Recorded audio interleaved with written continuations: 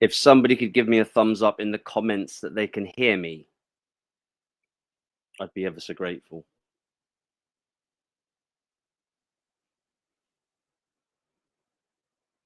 Anyone, say what you see. Sound? Give me a thumbs up in the comments. So if you can hear this, I've just done my intro, but it turns out my microphone wasn't working.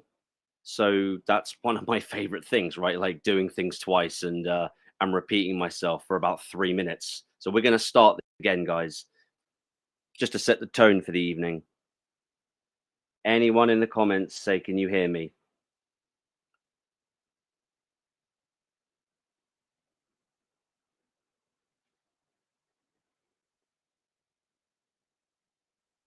Kind of tempted just to get on with it, but until somebody says, yes, I can hear you, I don't really want to do that.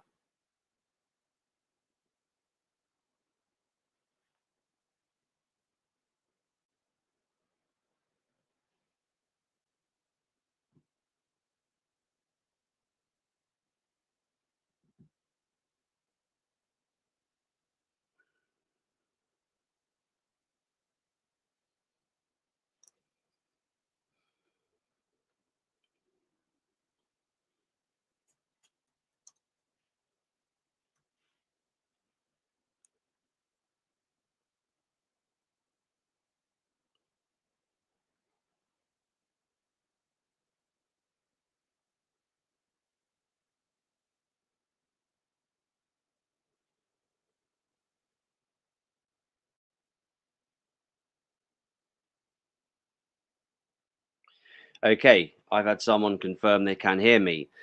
What a amazing start, ladies and gentlemen, to Tenconi Talks. Tonight's episode 14. What a fantastic start. That's 6 minutes of you not being able to hear me. Let's start again. Thanks be to God. Blessed be the holy and undivided Trinity, now and forevermore. Amen. Peace be with you, my brothers and sisters. Welcome to episode number 14 of Tenconi Talks, live and direct from Tenconi Towers, as always, discussing what Christian nationalism means and our mission to save Britain and what you can do to write your name into the history books and to be part of that history. I am not so honored and blessed to be with Father Calvin Robinson, our lead spokesman. He is not here. And we're also doing this on a Friday night as a one-off. He should be back with me on Wednesday next week. Now, tonight's main segment is focused on, is splitting the vote real? That's, is splitting the vote real? We will be discussing that. But first, we are going to begin with the not so quick fire round, where we discuss just how crazy and disturbing and confusing the world, especially Britain, is becoming. That's where I left off. We now should have sound. Here we go. My response to a tweet put up by Politics UK. The government is planning to cut its climate aid to poor countries such as Pakistan from 11.6 billion to 9 billion over the next 5 years. So true to my word, we're going for the not so quick fire round. My response: a UKIP government would end all foreign aid. Doesn't get much more quick fire than that. So the patriots, the voters, deserve to know what they're getting when they're back UKIP. And when I'm at street level, fielding many questions, which it's an honor to do so and a pleasure, I'm saying it as it is. No nonsense, no flip-flopping, no anything whatsoever. If you are in a position to hold power in this country in a first past the post system, you can execute your policies. That is it.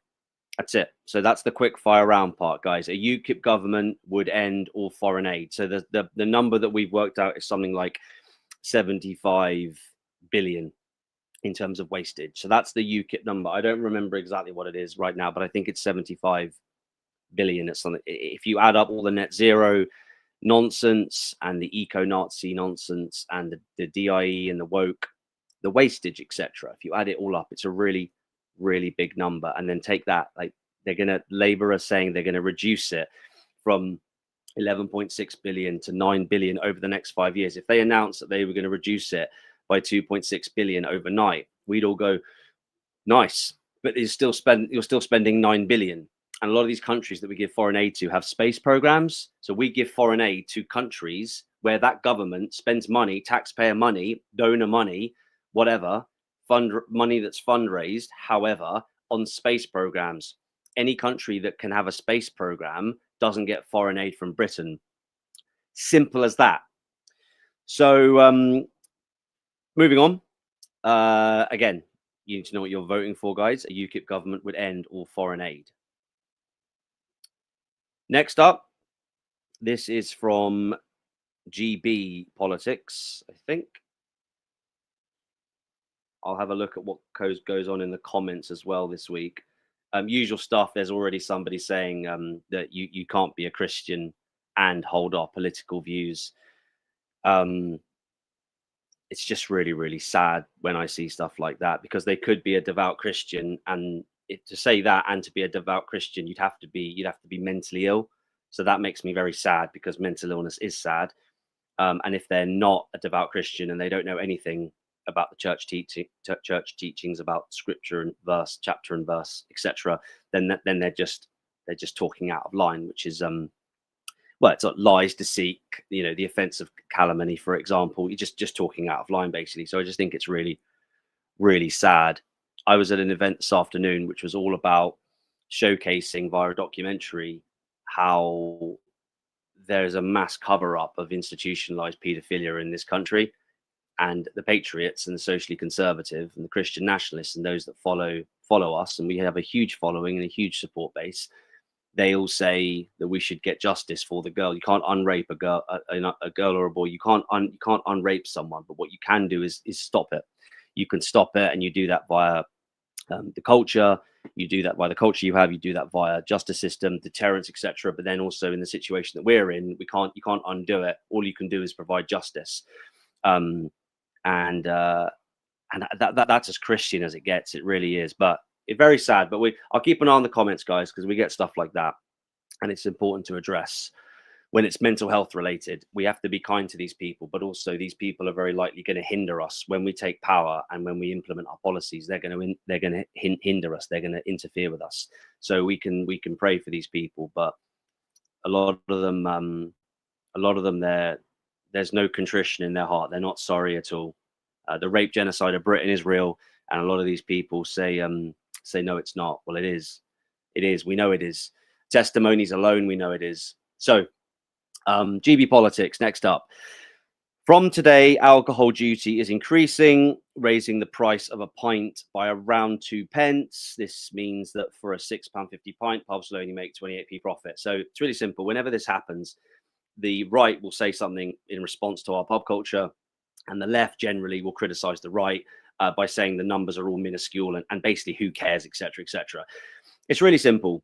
We absolutely foster at UKIP as a society, as a culture. On the right, we absolutely foster pub culture, and that's my answer. It's simple.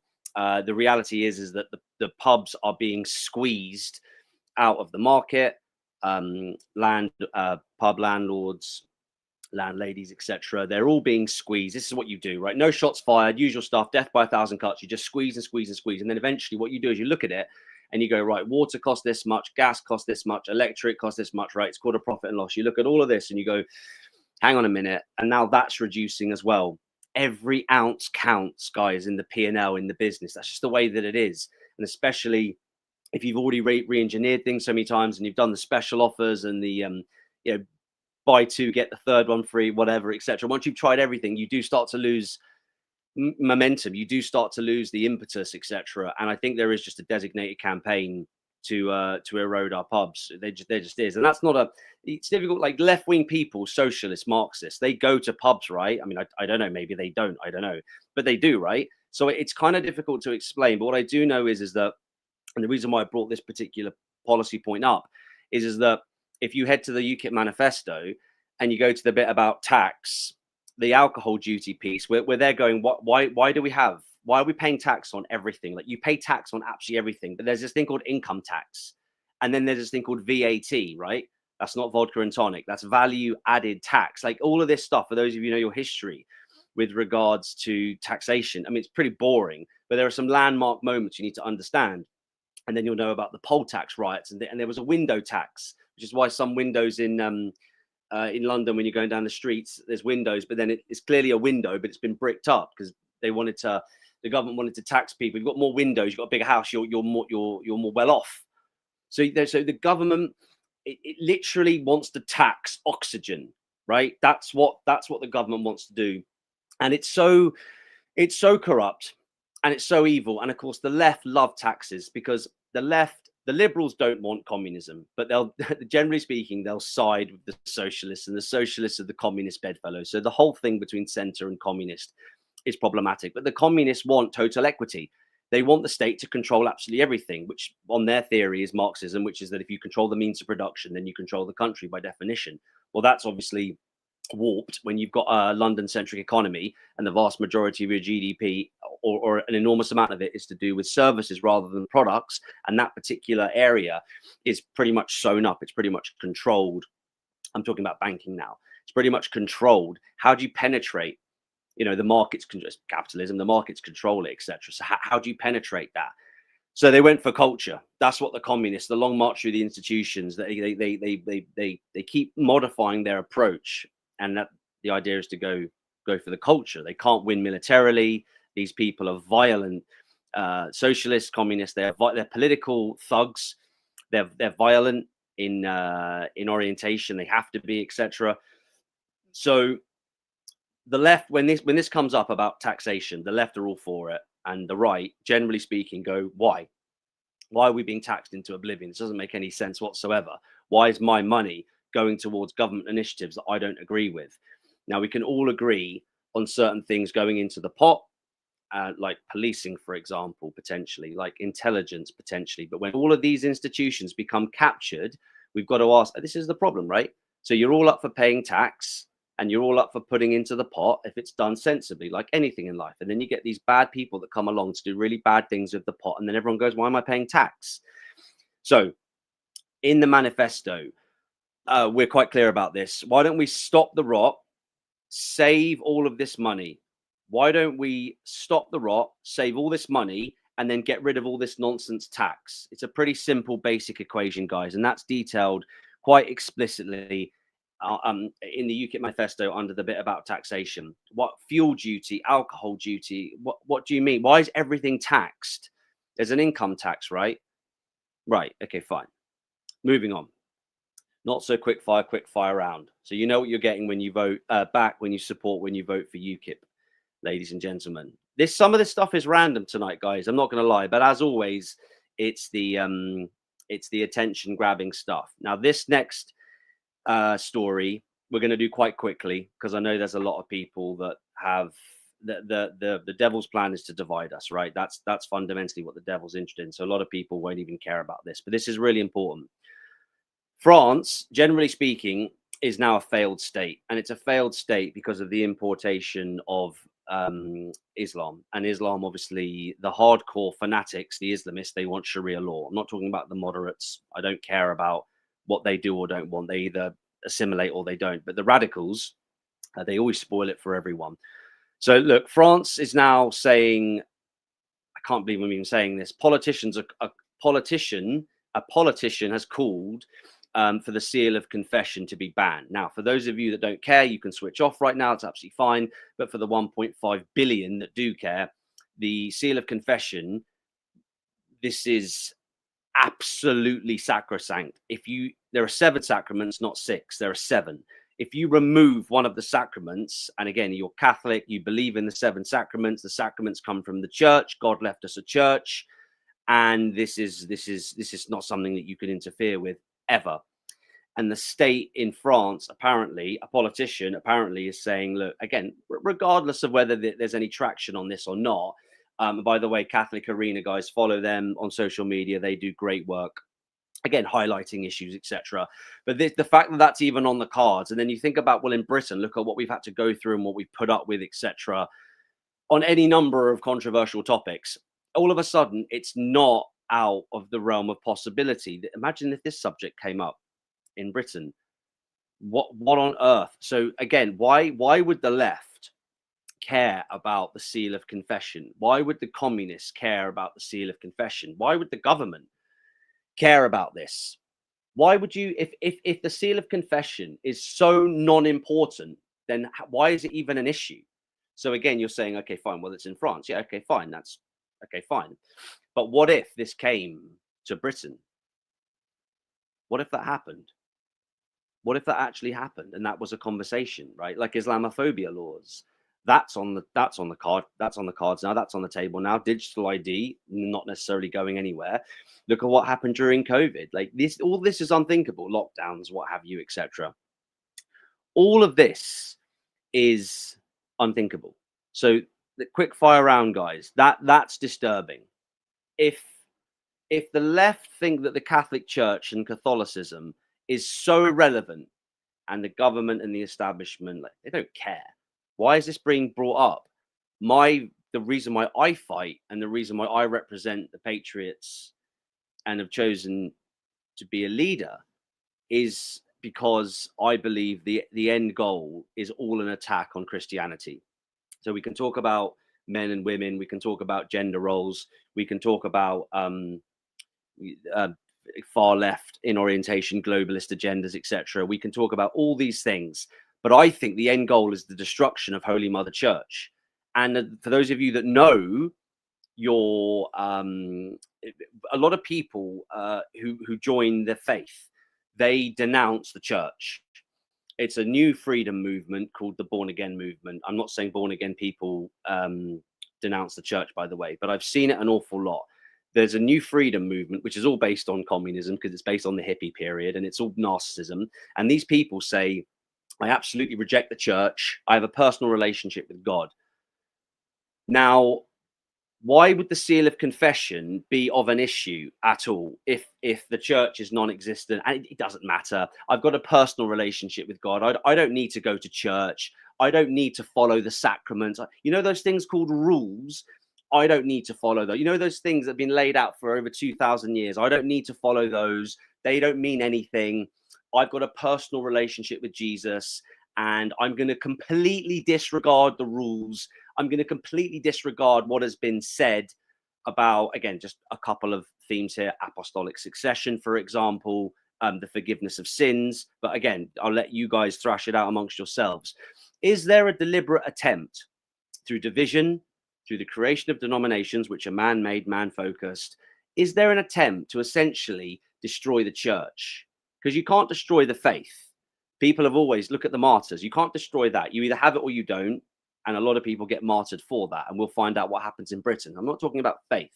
This is forever. This is eternal. If you have it, you have it. And there are rules about who those people that have faith, etc. But is there an attempt, before we move on, to essentially attack the church?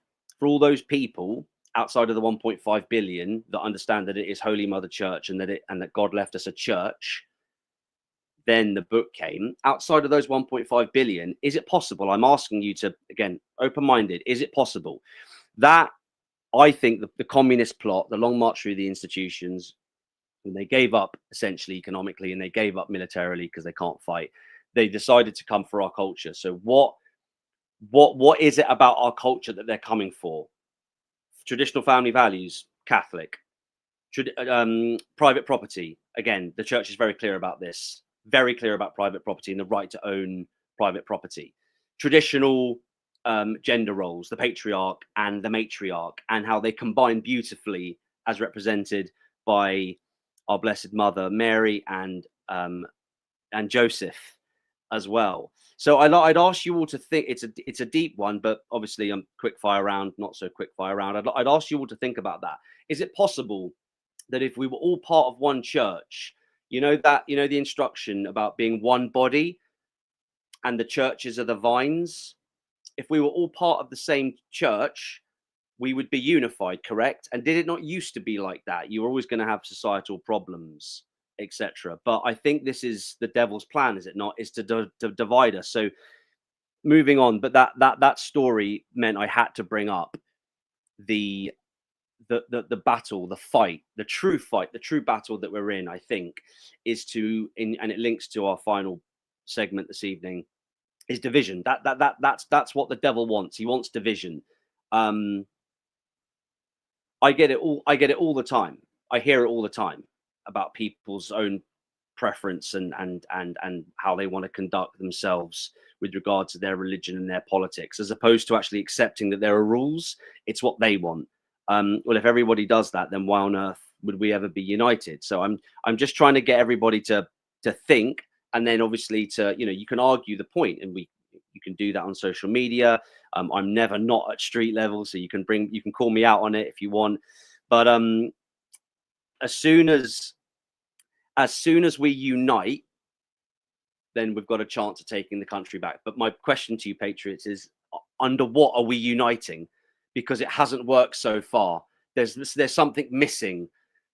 I believe that we must unite, and I think I know what's missing. Next up, this was from GB News.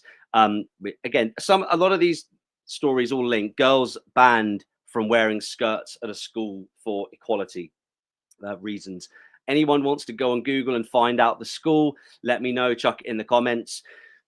We will be very brief on this. Obviously, the end point here is to create an androgynous society, right? You guys all know that, yeah? So if we get a couple of mental lefties in the comments, they'll say that it's a non-entity. And this is what the left do. They look to undermine you. This is their subversive tactic. Is the number one tactic is to undermine you.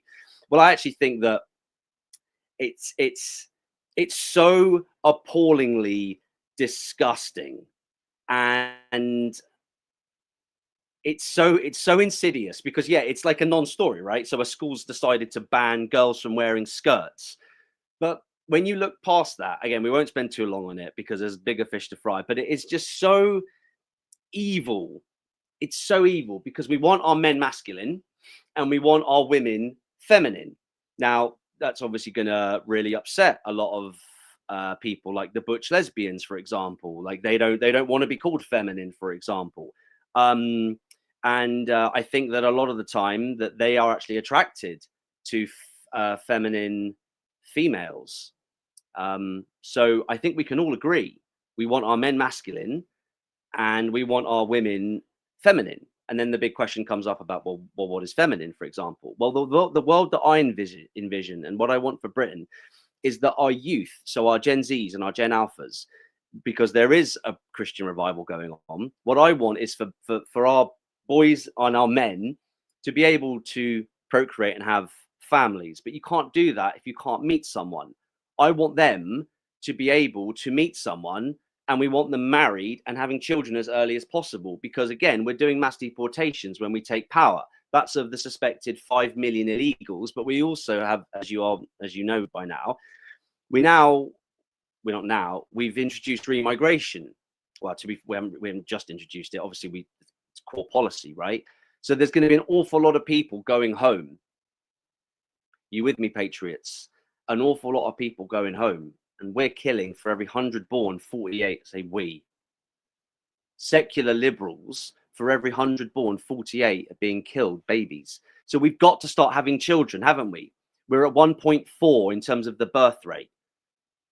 1.4. Yeah, that is right. 1.4. 1.9 is our survival. So we want men wanting to court a girl, and then they get married, and then they have children, right? Like jumping in the comments, guys. Am I wrong? I think I'm right. I know I'm right. But you can't do that if men and women are at war. You can't do that if men and women don't get on. You can't do that if either man or women simply, I don't know, don't get on for whatever reason, or they've got different values, different culture. Like nothing about that works. So that's what I thought when I saw this story. And again, I'm forced to link all of this to all the previous points that I've made about family, about culture, about the devil, the devil's plan, etc., to divide us. Why would a school for the reasons of equality, ban girls from being girls. It's so insidious, and I'm pretty sure the vast majority of fathers in this situation, again, the divorce rates are what, 50%. So that means that half the fathers aren't actually there; they're with another family that they've made. But maybe they still have a hand in how the girls are raised. I mean, I don't know, but again, that's problematic, isn't it? So I'm wondering how many people could actually. I'm wondering how many people could actually endorse this type of suggestion about banning girls from wearing skirts. I don't understand. Like, where would the outrage come from? Like, where would the backlash and the fire come from to say no? It's not about clothing. It's about protecting masculinity. It's about protecting femininity. It's about embracing and fostering traditional gender roles. That's 100%. Unashamedly, we say this as well.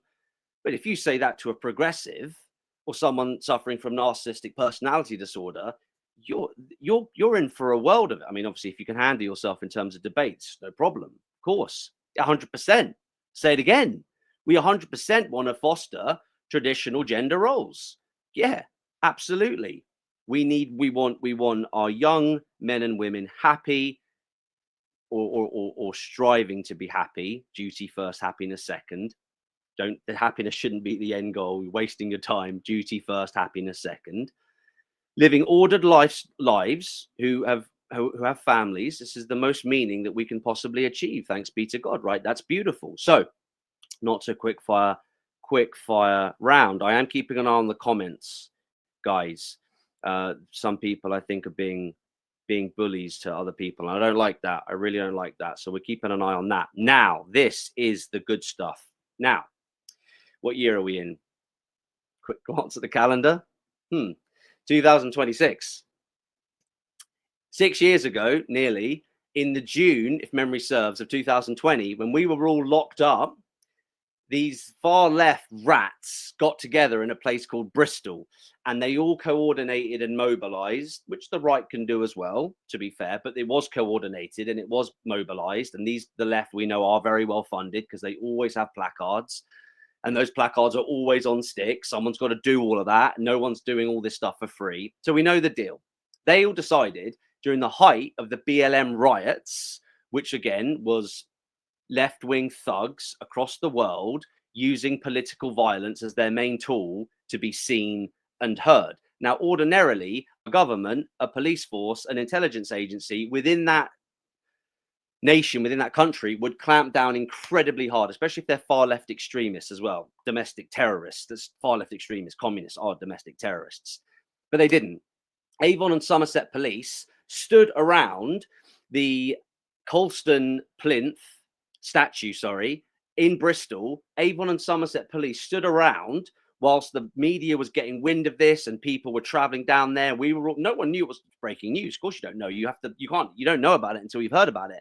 And these guys, they wrapped rope or whatever they did around the statue, etc., etc. And these guys pulled. I've been to the Plinth an awful lot, obviously for activism and for media purposes since 2020. And they pulled this great big iron statue down, boom, onto the concrete, crash, smack.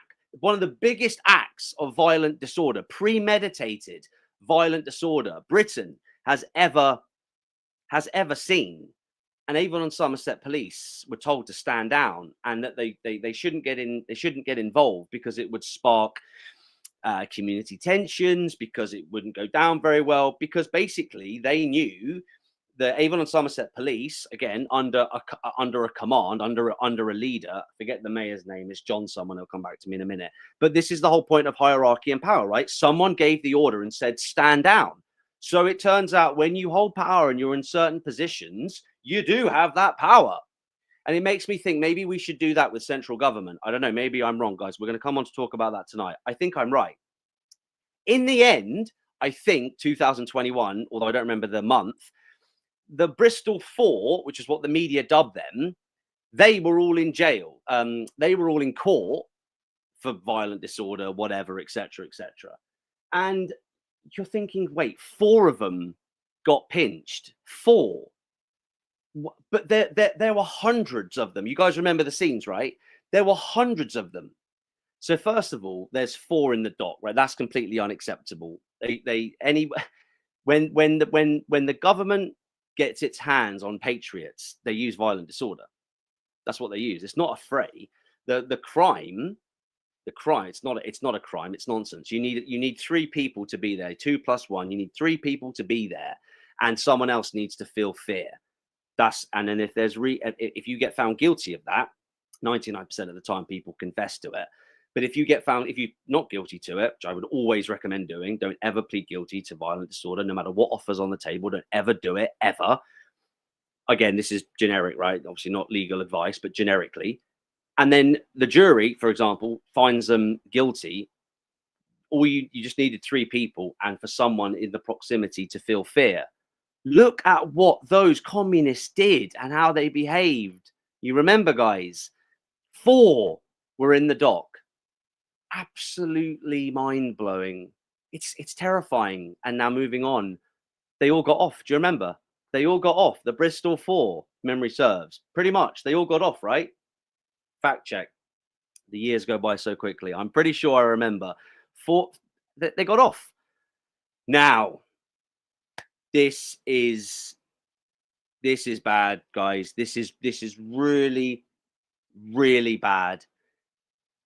The videos that we've seen circulating recently, there's a company that is alleged to be making weapons in Britain.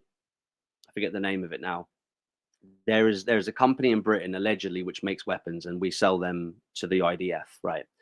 Britain makes weapons, right? And we also earn a lot of money from it, right? So we have all these ways in Britain, we have all these ways of making money, right? Selling weapons is one of the ways we make money. And these far left extremists, Charlotte Head, Samuel Corner, Leona Cameo, Fatima Rajwani, Zoe Rogers, Jordan Devlin. These far left extremists have broken in to this factory. And I'm sure you've all seen the footage whereby one of the police, presumably the police officers, get called.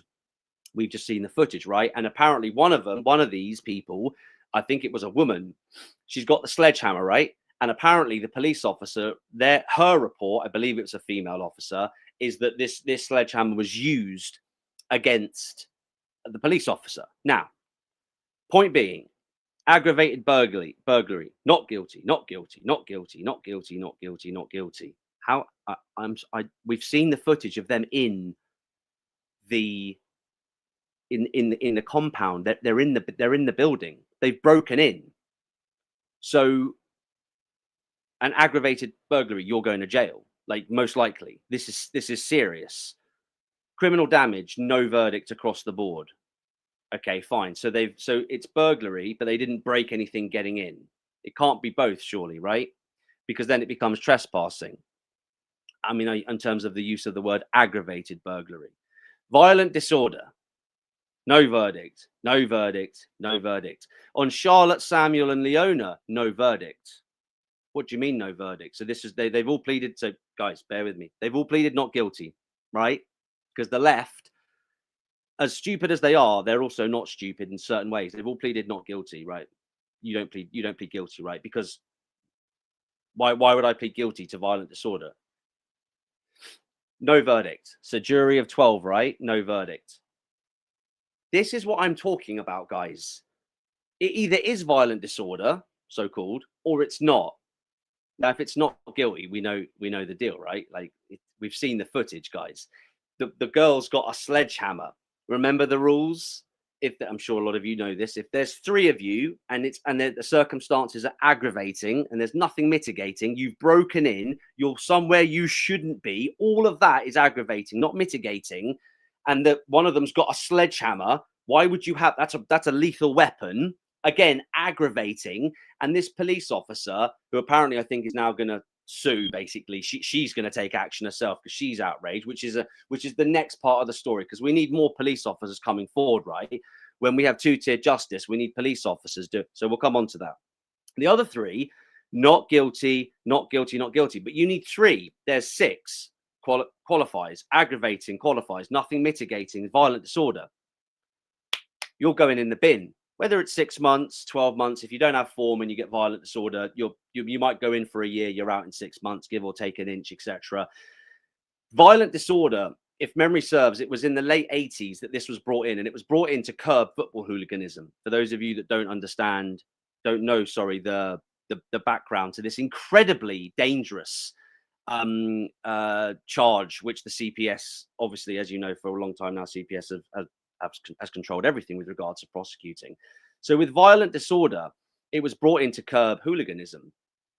Nothing about this was aimed at anything left wing. Nothing about this was aimed at communists or socialists with subversive intent on our Christian land and our values and our way of life. It was only ever aimed, typically the guys at football, they tend to be patriotic. Can we all agree on that? The guys at football, the football scene, they tend to be patriotic, right? This was aimed at curbing that. So I have nothing to say about that. Don't endorse hooliganism, that scene. Don't endorse it. Not for me. What's the point? Right. This is an example of how a law got introduced so that one day it could be, because why not? They just chucked it in, but why not? It's not used against the left. We have the most classic juxtaposition right now where patriots are constantly being arrested and charged and going to jail for violent disorder very, very quickly as well through the system. But when lefty activists, Just Stop Oil, gluing themselves to the street, you name it, causing all kinds of chaos, all kinds of mayhem, people to get out of their cars, people just trying to get to work, they're already aggravated, they don't need it. Remember, you just need three, and somebody needs to feel fear. That's violent disorder. That's it. These people, 6 of them, 3, got it. Weapons, got it. Aggravating, got it. Broken in, got it. They're all off.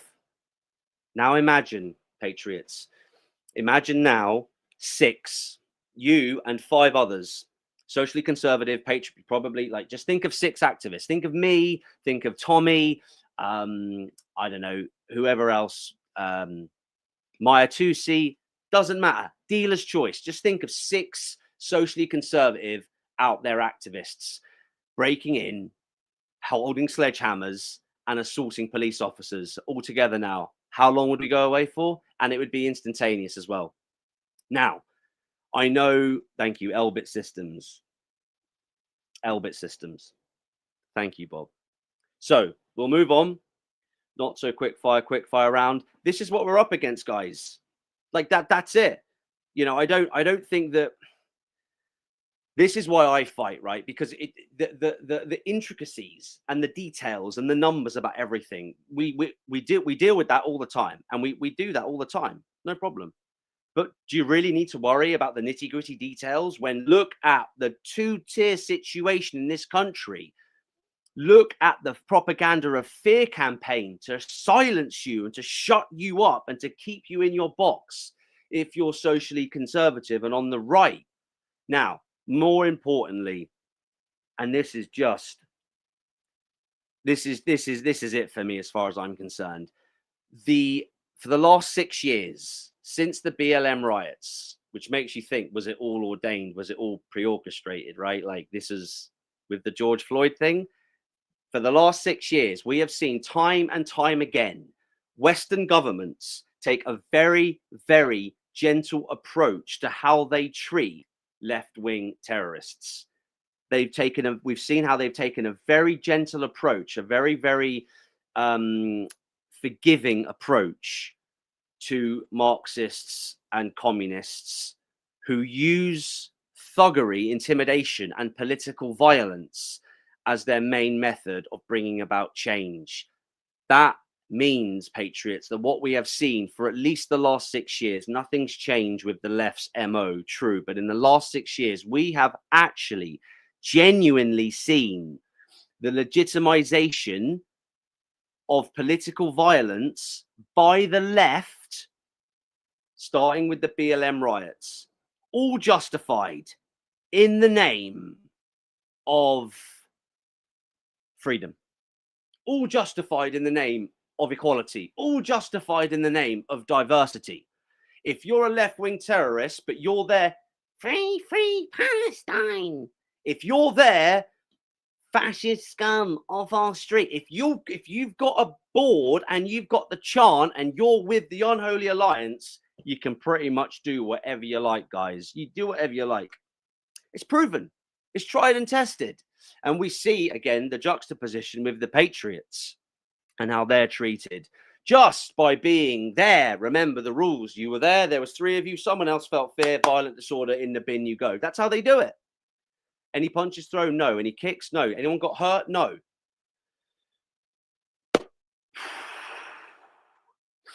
This is why we fight, Patriots. Now let's move on. Let's move on. Zach Polanski. Zach Polanski, and who's leader of the Greens, who has currently 4 MPs, who's contesting Gorton and Denton right now, the by-election happening on Thursday the 26th. Zach Polanski's organization, the Green Party, which started in the late 70s, someone fact check that, has got 40 plus years of history, much like UKIP. They've got over 100,000 members. In fact, I think it's over 150,000 members, which is an awful lot of funding.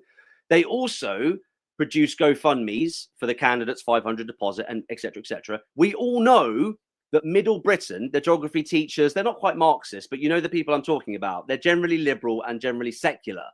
Again, probably support the Greens. We've seen this over and over again. I think when I was campaigning in Crowthorne, an area that I know very, very well, quite wealthy, affluent area, and the vast majority, there was a stat. I was campaigning there last summer. I don't remember the stat, but apparently it was one of those constituencies that was voting heavily Green, because the Greens marketing is that they're going to save the countryside. They're going to save planet Earth. And it's not just secularists and liberals, but there's a certain mindset that falls for that level of absolute nonsense, lies and deceit. And it's generally the narcissist, the personality disorder, the infringements on the synapses, shall we say, guys. There's something not right there. They don't understand the wider policies or the importance of understanding. I can't even say it without just. The Greens have got policies. Zach Polanski as leader and putting in a guy called, correct me if I'm wrong, but deputy leaders Mothin Ali, who is definitely your Islam first, second, and third type. Nothing moderate about the guy. Okay. Wait a minute. A gay Jew is teaming up with a guy who does the Allah Akbar chanting. I think I've got my stats right there. The Police Federation of England. I'll bring it up. The Police Federation of England have written to Zach Polanski, leader of the Green Party, with its 150,000 members and a lot of funding and direct access to question time and the media and you name it. This piece of shit has basically done a Zara Sultana. And with regards to these far left extremists breaking and entering and then committing one of the most egregious acts of violent disorder, blatant as well, and all of this would have been caught on camera, that have got off. He's promoted them, same way Zara Sultana, leader or deputy leader with Corbyn of your party. They're a non-entity. They're not to be worried about for now, but the Greens are. Going to come on to talk about that. They've written to him, quote, "We've written to Zach Polanski following his comments on recent Elbit protest verdicts, welcoming outcomes while failing to acknowledge a police officer being seriously injured matters. Empathy for those harmed in the line of duty should never be optional." So if I got a letter, because obviously you guys can see on the screen there, they've written to him, it's a tweet, but so it's a tweet that's gone viral, and you get that letter, that's the police saying, watch it, mate. Seriously, watch it. So again, leader of the Greens, 40-year history party-wise, potentially on track to deliver quite the verdict in 2029 with huge amounts of funding, and a guy that has endless media sensationalism and access to things like, I don't know, Question Time by the BBC, is 1 minute in a gay club. You guys saw the video on the Sunday night. Of course, it was on a Sunday as well. And then the next minute, I just so unpalatable. I just don't like it at all. And then the next minute, he's now been written to saying, what the hell do you think you're doing? An officer was seriously injured here, and you have praised. But again, he's party leader, right? So can you imagine if I said anything like that? So what I'm saying to you guys is, and I'm building up to our main segment tonight now, these communists, and be under no illusion, they are communists. They have become so emboldened, so very brazen, that they basically have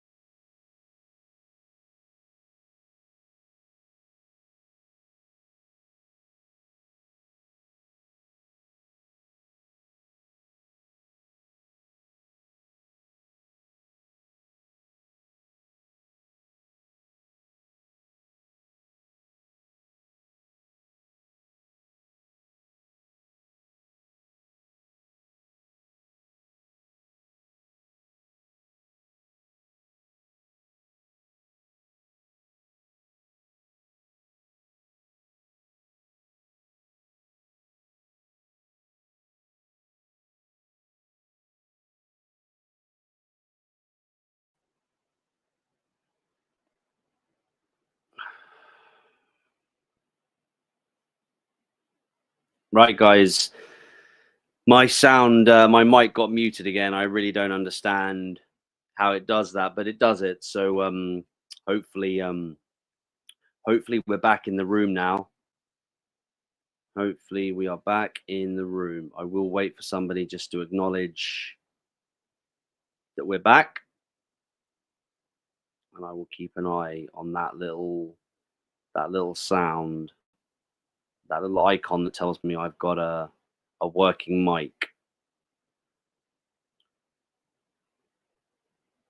Yeah, so we're probably good. So it's good to take the minute there. I think getting very aggravated at that particular segment. We are going to move on now that I've teed this up, guys. We are going to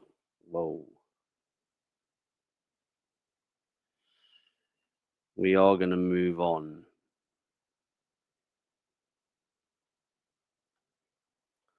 We're going to try to. So I think I've made my point explicitly, and I'm now going to link that to tonight's main segment.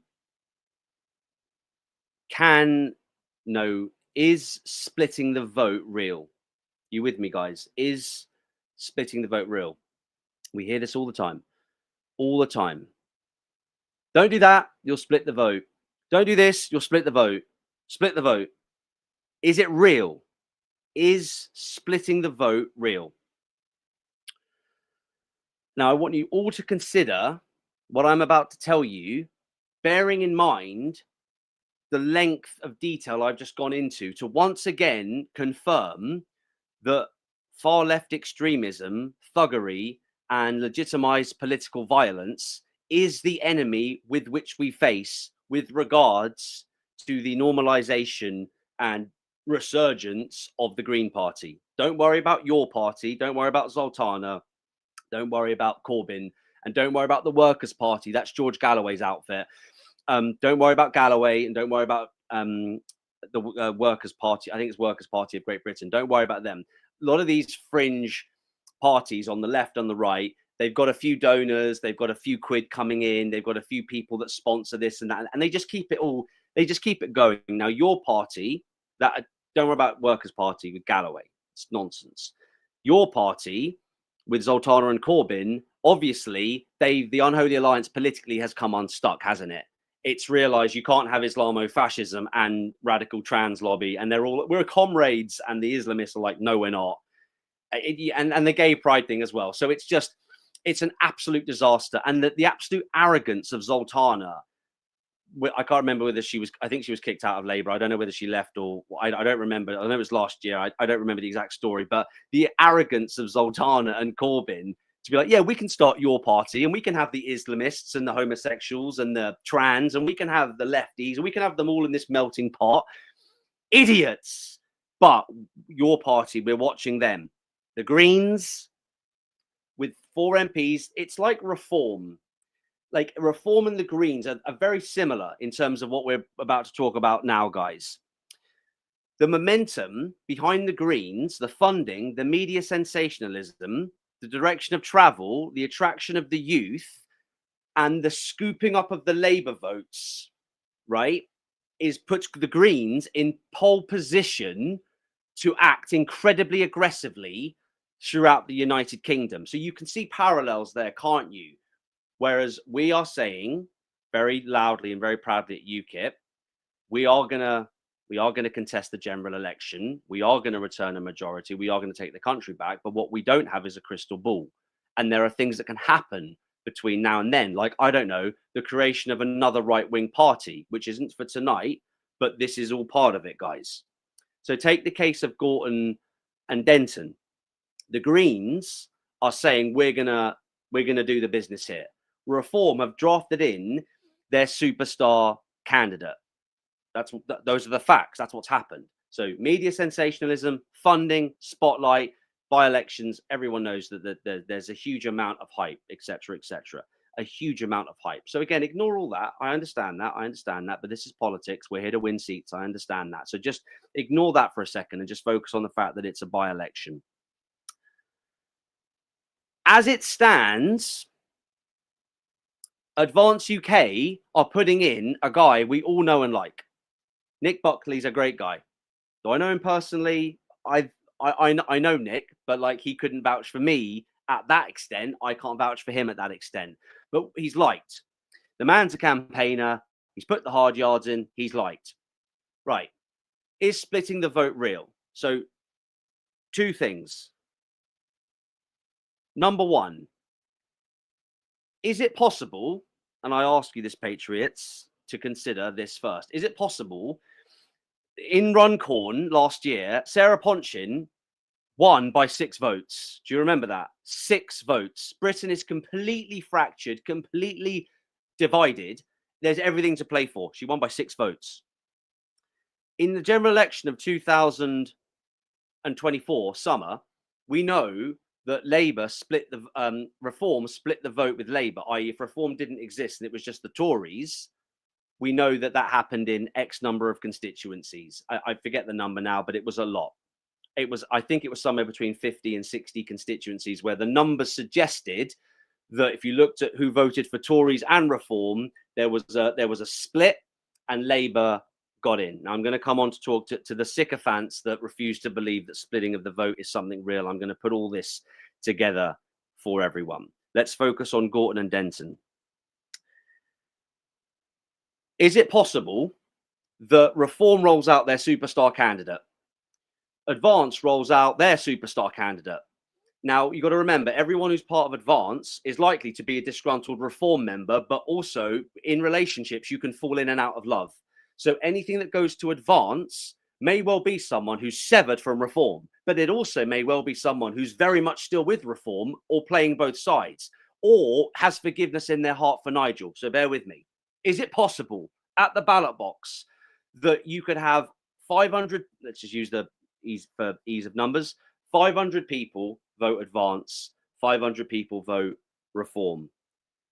advance didn't exist, is it possible that those 500 people, in terms of their political knowledge, being registered to vote, eligible, is it possible that they, if advance didn't exist, bear with me, those 500 who were voters, by the way, again, this is very important, they'd vote reform. Then you argue, but the Tories are now standing a candidate. Okay, fine. So maybe 200 vote for Tory. Let's say there's no reform and there's no advance.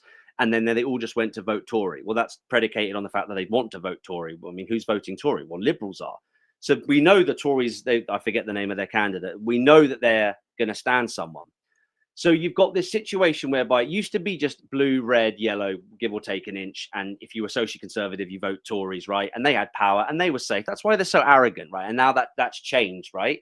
Because you've got teal, you've got purple, UKIP, and you're back on the scene, thanks be to God, and you've got advance. So what I want you to do, Patriots, is I want you to consider that what I'm saying holds weight. I want you to consider, is splitting the vote real? If you do the numbers and take the election of Sarah Ponchin, 6 votes, if memory serves, in Runcorn, Britain's fractured, divided, you still with me? There's everything to play for. And that's why in a first past the post system, you go all in and go, right, well, we're going to stand, we're going to do it. Now imagine that the vote did indeed get split and Zach Polanski's candidate, a woman called Hannah, imagine, and they picked her for her optics. She's young, she's a girl, she's a plumber. She's literally the walking, talking embodiment of the hipster generation, like in an AI image.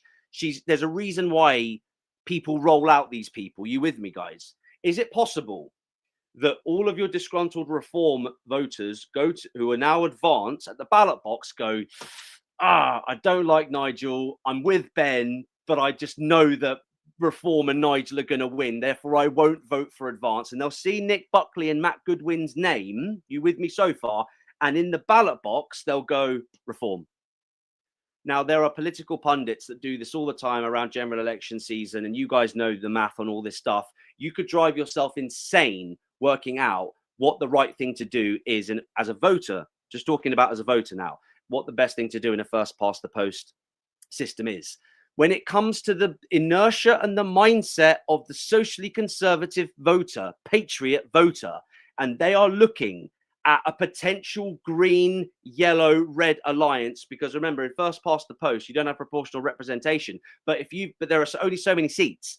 A bit like what happened with Nick Clegg and David Cameron, the blue-yellow alliance in 2011 or whenever it was, etc. Guys, this is a very real possibility that red, yellow, and green could unite. Now, at the moment, under Labour, the most amount of deportations, have you all seen the news today? The most amount of deportations, I think it's 55,000 or something like that. Again, lots of numbers today. But under Labour, the most amount of deportations have happened. Breaking news, right? Fact check somebody, jump in the comments. So arguably then, the Patriots are rooting more for Labour with regards to deportations than they are the Tories, because that's what we want. We want mass deportations. The problem with Labour is you get the two-tier policing and the fact that you've got to look at Starmer's face, which is just unpalatable because the guy I don't think that he's got the country's best interests at heart. And the main driver for that, of course, is two-tier policing and two-tier justice. So imagine now, we're all thinking right now, if you could flick a switch and get a Tory government back in right now, because we all want Starmer out and we all want Labour gone, right? So if you could flick a switch and have a blue Tory government right now that were just as shit as before, but who were maybe going to keep up Labour's level of detentions and deportations, every patriot would take that option right now. You might lie about it. Every patriot would take that option right now. My question to you, patriots, voters, is what exactly do you think we have at the bargaining table right now on the socially conservative right, where I am doing everything within my power to unite? And of course, there is only one way to do that now. I've been explicitly clear about that. It's through our faith. But in the case of Gorton and Denton, it's not the hysteria that we're buying into. It's the principle. You have a rising Green Party, which could well, again, various people have stepped back, Workers' Party, and Zara Sultana waited for my tweet, my statement, and then copied and pasted. She advocated the Greens, whereas the Workers' Party didn't. They just said, we're not standing anyone. That's useless. Well, what's the point? But if you are saying to the patriots, guys, we can actually unify over this to stop a communist from gaining power, that has got to go straight, surely, to the heart and mind of the nation, does it not? Let's explore this further. And there's a certain order that I need to present these images in, guys. Now that was probably about a 10-minute breakdown, specifically why Gorton and Denton is so important. Not because Gorton and Denton is important, not because by-elections are important. I mean, Gorton and Denton is important to its constituents, obviously. Everywhere in Britain is important. But we must focus on the issue here. My tweet: Britain needs to wake up and fast. The communist plot is to legitimize political violence in the name of freedom until they get their way. I'll remind you all that guys like Peter Lynch, God rest his soul, wasn't so lucky. It's not all, you can't just go, oh, violent disorder, I'll go inside for 6 months and then I come back out again. It takes lives and it costs people their lives and their marriages. The actual socially conservative right currently holds no power in Britain whatsoever. That's true, by the way. The communists, however, do. If you're part of the Green Party, are we honestly going to say that they're not communists? If you're part of the Green, I'm not talking about the Reds or the Yellows. That's different. Lots of liberalism, lots of socialism, just a mess. But the Greens, come on. The 4 MPs, someone fact check that for me because I keep saying 4. The actual socially conservative right currently holds no power in Britain whatsoever. We have no leverage. We have nothing. There's still an enormous momentum behind reform. They're all still holding a good thought for Nigel and reform because they're playing the long game, apparently. The communists, however, do. They do have power. You can't argue that the Tories are extremists. They're not. They're wets. You can't argue that reform, and I think they're up to 8 now. These people aren't. They might be stupid. They might be inept. They might be corrupt. They might be liberal, but they're not extremists. We have a communist presence in Parliament. We have a far left presence without proportional representation, guys, in Parliament. So if you are not supporting, I'll finish my tweet. Supporting UKIP pushes us closer and closer to the detention and remigration of communists. They have all got to go. So, patriots, spread the word, share this when it goes up on socials. This is the mindset that we need to enter into in Britain. We have nothing at the moment, guys. We are fighting.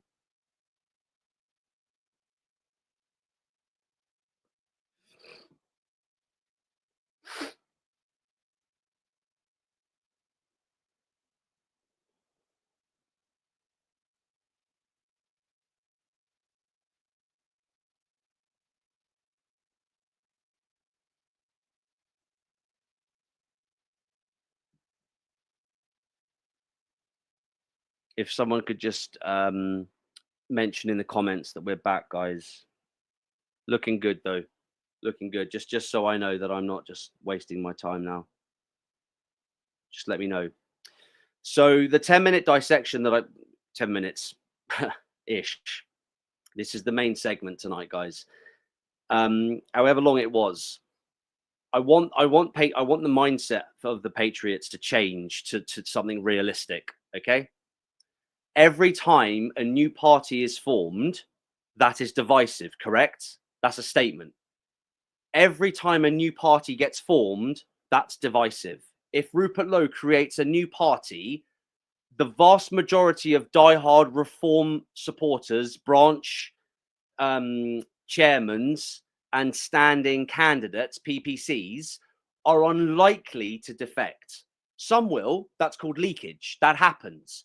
But the vast majority of people that are elected councillors, that are making inroads, that have spent years campaigning and doing the hard yards, they're going to stay with Team Reform. We have no leverage on the right. The communists do. So in the case of Gorton and Denton, and stop me if I'm not making sense, jump in the comments. It is the perfect example to show how collaboration can keep a communist from getting into power, and indeed a what would become an elected official. and adding to the Greens in Parliament, whilst Labour founders and are in a complete mess, the communists now see their opening. So we all want to go for glory. We want a touchdown. We want to win. Hang on a minute. Again, on the battlefield, guns blazing, and then there's this Red Army coming up going, you guys can fire off that way all you like. You can fight that way all you like. But I'm telling you now, we're going to take you out. What do you do, Patriots? Do you carry on firing this way at whatever the target is? Or do you send half the troops to send the message back to this invading army over here?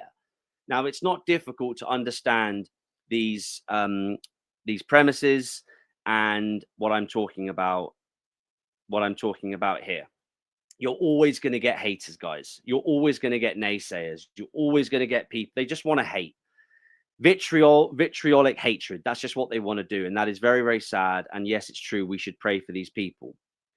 But hopefully that makes some sense tonight, guys, with the main thrust of tonight's segment. It is very possible to split the vote. That doesn't mean to say that you shouldn't stand candidates. Of course, that's your choice to do. As a party, as leader, of course it is. And we are obviously going to be contesting the general election, and we're building everything possible so that even candidates don't have to pay the 500 quid for their deposit, right? Like that, things are tight. No one's got spare cash. So we're working so hard to make this possible.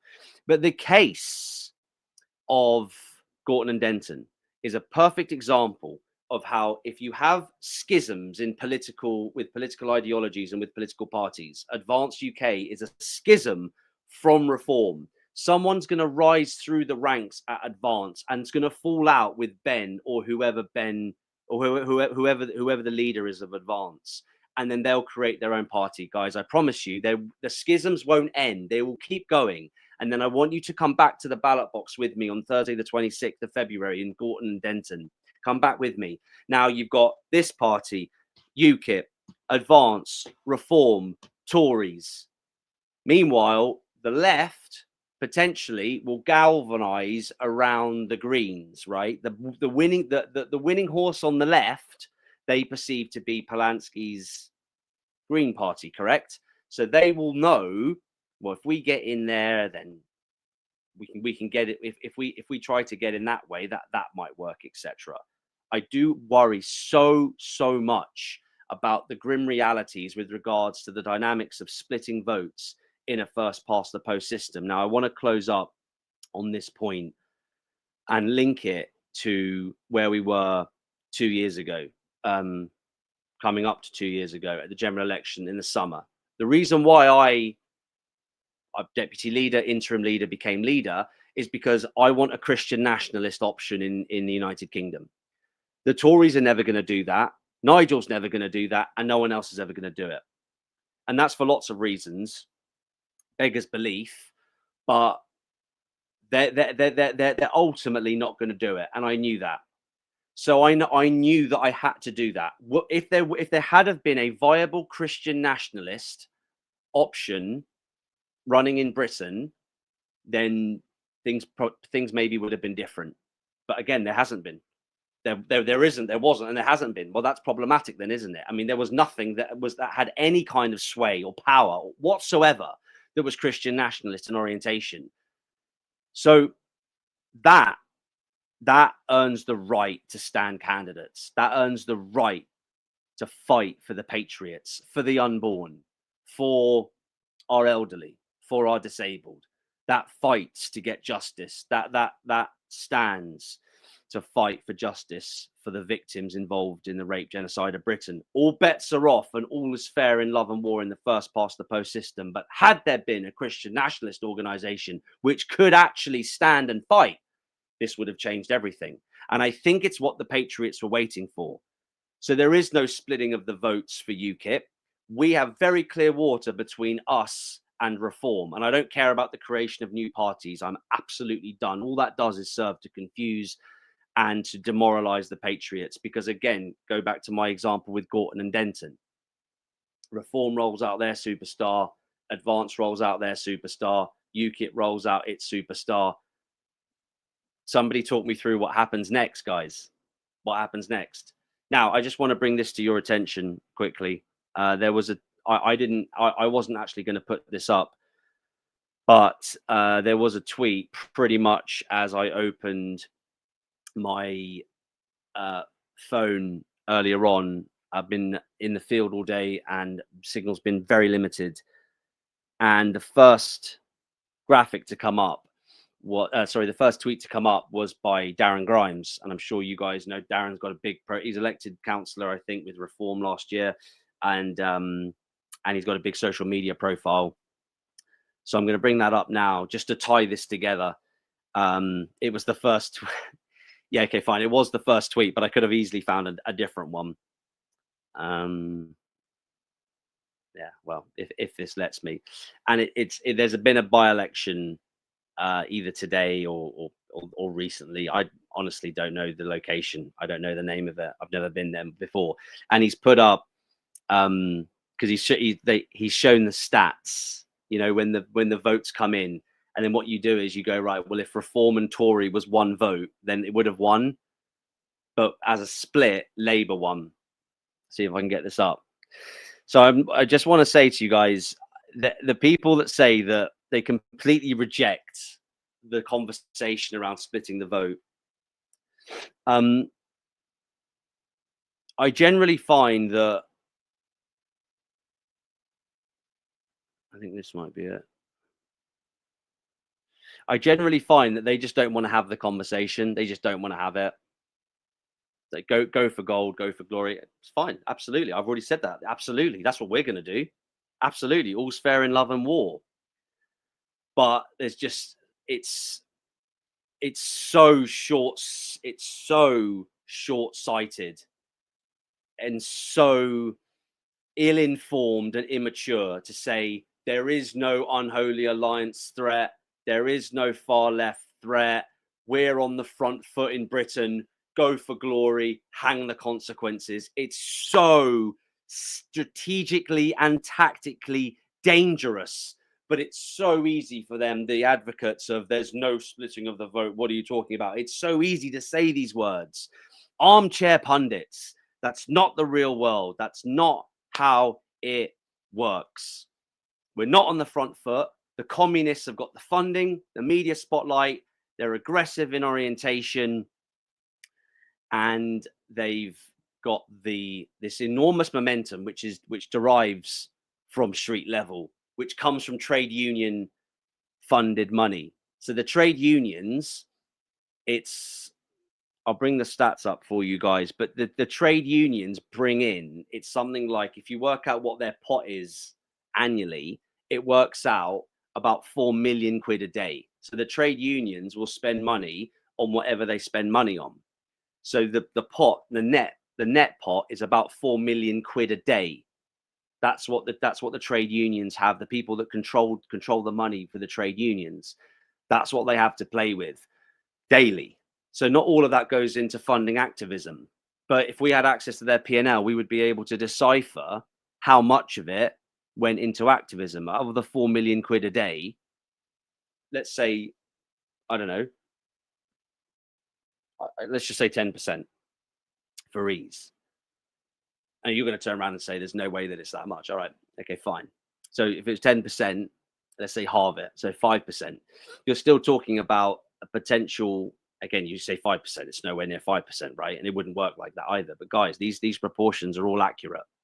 The trade union pot total is about 4 million quid a day to spend on whatever. And we know that left wing and far left extremism is funded by the pot of the trade union collective, the 4 million a day. So even if it was 3% or 4%, it's still an enormous amount of money, and the right has no funding whatsoever, apart from your private billionaires and your private millionaires.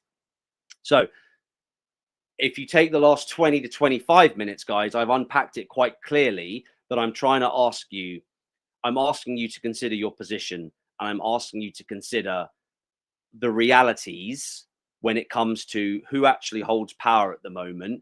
And are we fighting for gold? Are we going for glory? Or are we doing that and we're trying to stop the communists? And if you're still somebody that doesn't whenever I post about communists, the far left are in there trying to ridicule me because they don't want their cover blown. Communism is the enemy. The communists, this is the enemy. This is evil, guys. And I think there's still a lot of people on the socially conservative right who potentially ignore this. And you'll never hear Nigel talk about communism, far left extremism ever. Why not? Why aren't they called out? And there's plenty of other socially conservative right-wing leaders, so-called, that I could call out right now as well. Why don't they ever call out communism and the communists? This is what you're backing when you back UKIP. This is what you're supporting when you support UKIP. This is what you're voting for when you vote UKIP.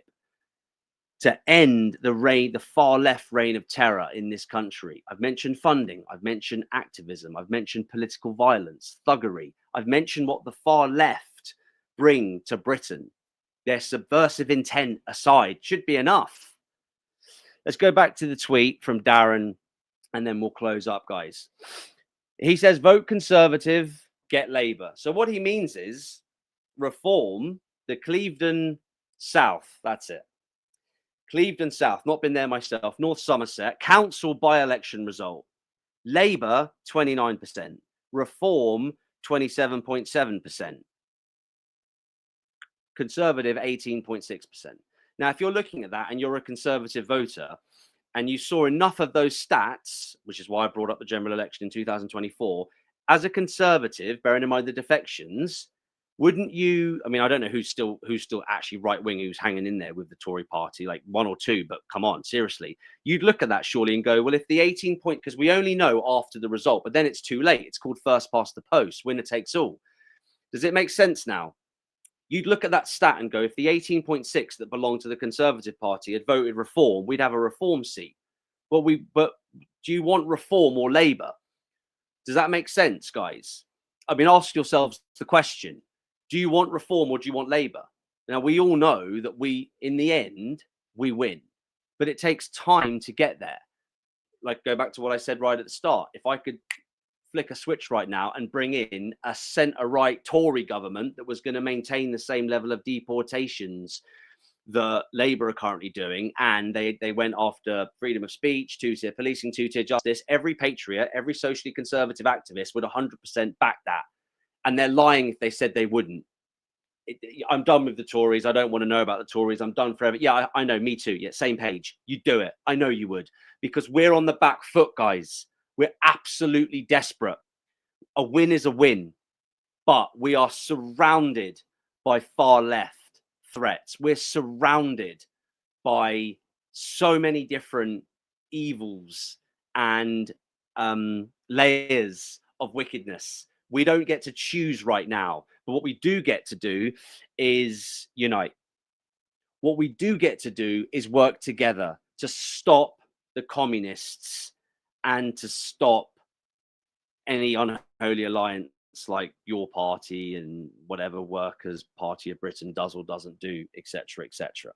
I hope that makes some sense, guys. Again, no political leader that I know of does their own podcast and spends the time, sometimes very, very painfully so, explaining what needs to be explained and why it needs to be explained. Because if the Patriots deserve to understand where they stand right now.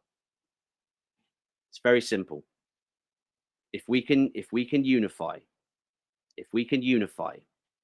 that, and that the only way that is possible, we've tried everything else, it's through our faith. If we can do right by God, God will, I believe he'll reward us. That's my belief. If we do right by God, God will reward us. That is what we must focus on first, second, and third. In terms of our political strategy, the call from the Patriots to be united. When people create new right-wing parties, they don't care about unity, guys. They're dividing you. The creation of a new party is division, not unity. Rupert Lowe is going to start his own party. Rupert was with Reform and came in on Nigel's ticket. Rupert could have played ball with Nigel. Nigel is what we call type A personality. Nigel is a dominant. Nigel's the boss. Margaret Thatcher, Alex Ferguson, all these people, type A personalities. Rupert is type A personality, alpha, right? Not Rupert decided to start speaking as a right winger and to go really out there. And at that point, Nigel's membership base, the epicenter, right? They're pretty much liberal in orientation, would have gone absolutely mental. And then obviously Nigel had to get rid of them. Did Rupert play the game? Did he play ball? He came in on Nigel's ticket and then he was gone. And then a huge fuss was made afterwards.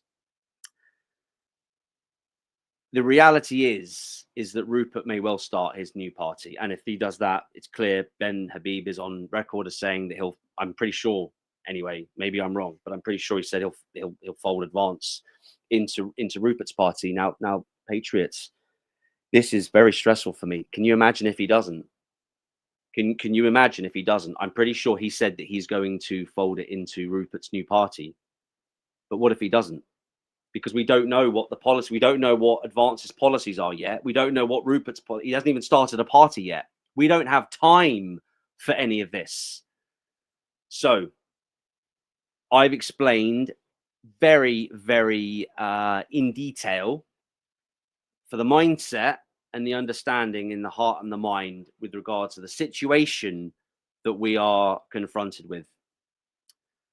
Once we're on the front foot and we have power, we begin mass deportations, we reinstate Christianity back into the heart of government. But until then, even the likes of Reform don't have any real power. They don't.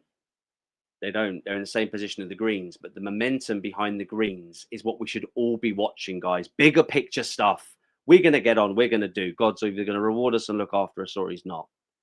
If God wills it, etc. And thanks be to God. But it's the Greens you need to watch. Disgruntled Labour voters, Labour falling apart, extremists, your party, takes 5, 10, 15 years to get off the ground, etc. Green. These are the people. It is short-sighted to focus on anything else in terms of threats close to us and further away. Political strategy-wise, it is the Greens that we must watch, because we cannot allow communists power in Britain. You think it's bad under the Tories, then you hated Labour. You think it's bad under Labour, you get the Greens policies. They'll open the borders, guys. They'll open the borders. They'll have signs saying, come, if you're a criminal, a rapist, a murderer, if you're here to spread the Islamic Caliphate, they'll have signs saying, come in. And then you'll wish you had Labour. That's the reality, Patriots. If you don't understand what we're dealing with, eventually you'll wish you had Labour. That's the threat that the Greens and the alliance on the left that's forming poses. No more ego from the people who suffer with the egocentric arrogance on the right. Just the fists have got to come down, and you've got to start seeing the bigger picture. And you can't do that if you're driven by ego, if you're driven by money, if you're driven by anger. You can't see it. Strategy goes out the window because it's all based on emotion. It's no good. It's no good for us, guys, and it's no good for the country. Let me first just say, please share this. This is very important, especially the last half an hour or so, guys. In the name of the Father and of the Son and of the Holy Spirit. Amen. Thank you so much for watching tonight, guys. I hope it's been useful. I very much look forward to doing this again with you on Wednesday next week. Please keep the faith, stay faithful, and keep the hope up. And refer UKIP, ukip.org. Put it in people's faces, family, friends, colleagues, associates, in your parishes, etc. Whenever you can, ukip.org. Go to the Join Us page. 10 minutes later, you're joined up. You don't like it after a month? You don't like it after a year? Okay, fine. You're free to leave. But get behind the party. Get behind the party. And then actually consider standing for the party as well. Just like what's happening in Gorton and Denton right now. That could be you. And that could be you winning your seat as well. Those are the realities. Become a member. Apply to become a candidate. Fight for your constituents. Win the election. Get yourself into the Houses of Parliament. This is the goal, to fill the Houses of Parliament with people who are either themselves Christian or supporters of the faith who want to begin mass deportations. There's no overnight fix, Patriots, to Britain. Not only is there no overnight fix, but we also have an emerging communist threat that is a very, very significant political animal. And at your peril should you choose to ignore that. I'll leave you with that thought. God bless you all. And thank you so much for being with me tonight.